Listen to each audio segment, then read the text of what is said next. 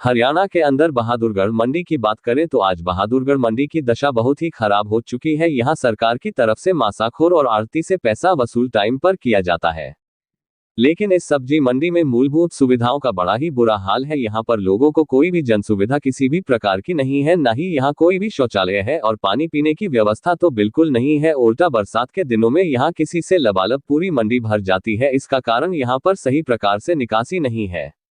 बात करें मास्खोर की, लोगों की शिकायत है कि आप एक नोटिफिकेशन सबसे कहा है जिसमें सरकार की सहमति से लोगों को 1 साल का एडवांस पैसा देने का नोटिस दिया गया है, लेकिन यहां सभी मंडी की व्यापारियों की शिकायत है कि हम लोग 1 साल का एडवांस पैसा कैसे दे सकते हैं। इस पर यहां के अधिकारियों से भी बात की। पत्रकार ब्यूरो चीफ हरियाणा से बात करते हुए आरती जय सिंह सैनी लोगों की समस्याओं को सुनते हुए बताया कि इसमें सब्जी बेचने वाले असहमति जता रहे हैं।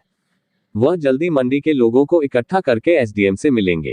हक आवाज 24 न्यूज से रविंद्र कटारिया की नमस्कार, आप देख रहे हैं हक की आवाज 24 न्यूज चैनल। और इस वक्त मैं बहादुरगढ़ की सब्जी मंडी में हूं और मेरे साथ जय सिंह सैनी हैं, आड़ती हैं, काफ़ी पुरानी इनकी आदत है और इनकी कुछ शिकायतें मंडी के अंदर आई हैं कि प्रशासन की तरफ से जो नोटिफिकेशन जारी हुआ उसके लिए क्या कहना चाहेंगे, क्या समस्या है? समस्या ये है साहब कि हमारी मंडी में जो प्रस्ताव लाने वाले हैं वो किसी आदमी बस की नहीं है, ना आड़ती के बस की उठना, ना मासा खोरे के बस की उठना।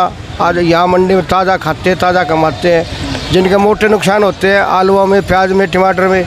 ये जो एडवांस मांगते हैं 1 साल का, कहाँ से लाएंगे पैसे? पेट तो लग नहीं रहा।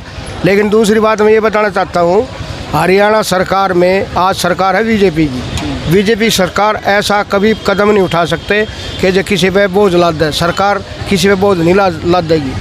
ये किसी का सुझाव होगा जो अफसरशाही चलाना चाहते होंगे बहादुरगढ़ में, एनीवेयर जो भी अफसर है या मार्केट कमेटी अंडर है या एसडीएम के अंडर है या और डीसी के अंडर है, लेकिन ऐसा प्रस्ताव पास नहीं होगा और ना होने देंगे जब तक इस मंडी में हम बैठे हैं। इनकी कोई ताकत नहीं है कि जो लोग बोझ लाद देंगे जनता के ऊपर।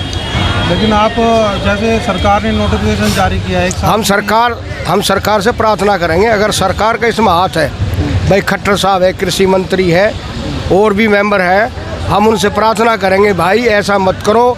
माहौल बदल रहा है, इलेक्शन नज़दीक आ रहा है, भारी नुकसान उठाना पड़ जाएगा, उसका खामियाजा पूरा भी नहीं होगा। फिर आपने ये समझना है कि अब सरकार चेंज होने वाली है, लेकिन ये पहले नुकसान होगा तो जनता कैसे मानेगी? ये प्रस्ताव कैंसिल करना पड़ेगा।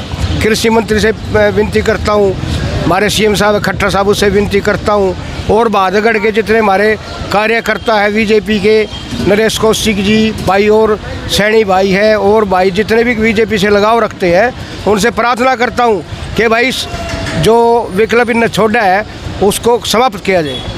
जी, मासाखोरों की मंडी के अंदर क्या मासाखोरा की समस्या ये है, ना तो पानी है पीने का, ना साफ़ सफाई है, कूड़े न्यू पड़े रहते हैं, ना सफाई होती।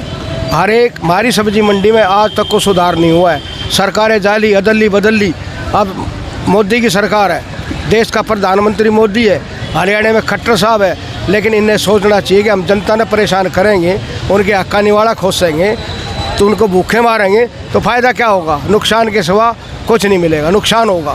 तो आपको सरकार की नीति से प्रॉब्लम है या फिर जो प्रशासनिक है?